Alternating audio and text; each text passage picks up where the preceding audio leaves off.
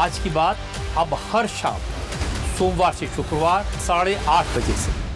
प्रधानमंत्री मोदी से पहले मुलाकात और फिर हुई इस डील पर बात। अमेरिका और ईरान की डील की मैं बात कर रहा हूं। अब इसे संयोगी समझिए कि प्रधानमंत्री मोदी जिस वक्त फ्रांस में मौजूद है G7 की बैठक के लिए, तो डोनाल्ड ट्रंप भी जाहिर सी बात है G7 के लिए पहुंचे हुए थे। लेकिन दोनों की मुलाकात होती है, दोनों के बीच चर्चाएं होती हैं और उसके बाद रात को यह खबर आती है कि डोनाल्ड ट्रंप ने पेरिस में मौजूद, जब वो थे पेरिस में थे, तब उन्होंने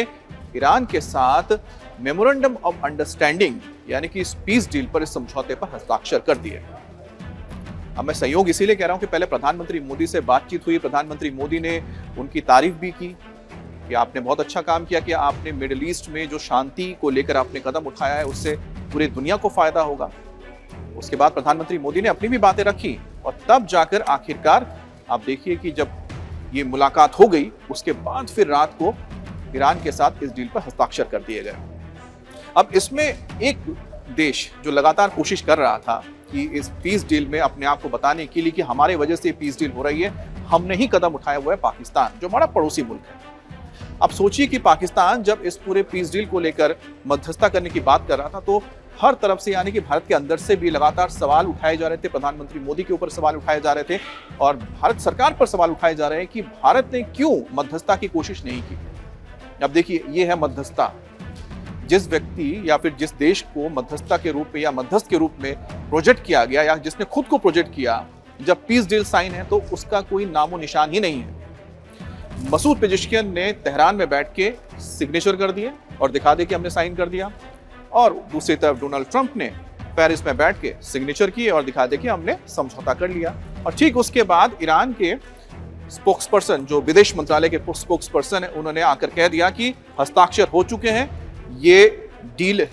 जो है, ये पीस डील है, ये लागू हो चुका है और अगले 60 दिनों तक चर्चा होगी किस तरह से जो इसके तमाम बिंदु हैं, 14 पॉइंट्स हैं, उसको कैसे लागू किया जाएगा। अब 14 पॉइंट्स भी आपको बताएंगे, लेकिन उससे पहले मोदी से मुलाकात और फिर ये बात क्यों बनी, हम क्यों कह रहे हैं, ये बहुत महत्वपूर्ण है, क्योंकि भारत के लिहाज से इस डील पर सिग्नेचर होने से पहले प्रधानमंत्री मोदी ने जब डोनाल्ड ट्रंप से बात की थी, 45 मिनट तक बातचीत चली। अब जो 45 मिनट तक बातचीत हुई है उसके बारे में बहुत जानकारी नहीं है कि किन मुद्दों पर हुई है। जाहिर सी बात है कि ट्रेड, डिफेंस, हर चीज पे बात हुई थी, लेकिन जो मीडिया के सामने हुई बहुत अहम थी।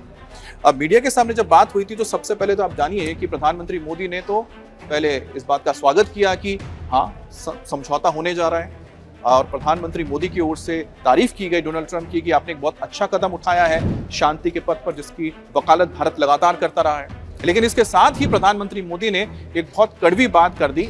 डोनाल्ड ट्रंप के सामने, और लेकिन सीधे तौर पे कही, क्योंकि भारत के हित की बात थी। उन्होंने कहा कि स्ट्रेट ऑफ हॉर्मुज़ को खोला जाना बहुत महत्वपूर्ण था, लेकिन साथ ही इस इलाके से जो जहाजों की आवाजाही होती है